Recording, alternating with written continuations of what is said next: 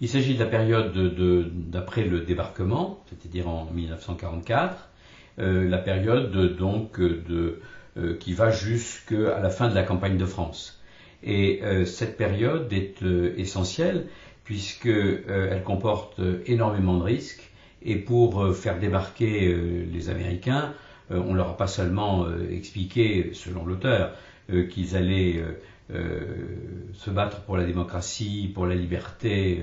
et pour bien d'autres choses qui sont de grandes valeurs, mais également on leur a présenté la France comme un pays de cocagne où les femmes étaient particulièrement accueillantes et qu'elles brûlaient de les recevoir avec des marques d'affection allant au-delà du raisonnable.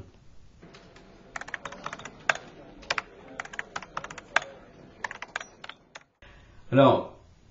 face à ce que va raconter l'auteur, se trouve l'image d'Épinal justement des sauveurs, ces chevaliers blancs qui débarquent au péril de leur vie, ce qui est une réalité, dont beaucoup sont fauchés dès les premiers pas sur la terre de France, et qui vont s'avancer, qui vont participer à la libération des premières villes, puis de Paris, et on a tous en tête des photos qui sont devenues des images d'Épinal, de femmes saluant l'avancée des troupes américaines, et puis au moment de la libération de Paris, de véritables grappes humaines, ces femmes qui s'enlacent avec des GIs, qui les embrassent et qui sont prêtes visiblement à se donner.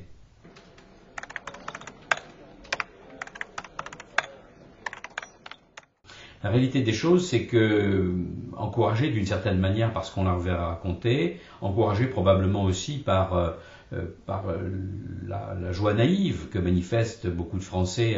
à leur arrivée, les soldats américains vont aller au-delà de ce qui est moralement permis, et il va y avoir beaucoup d'agressions sexuelles. Ils vont considérer la France un petit peu comme un bordel, et ces agressions sexuelles vont aller jusqu'au viol, et avec des sanctions d'ailleurs qui sont prises par les autorités américaines. Si on va chercher un petit peu sur YouTube, on voit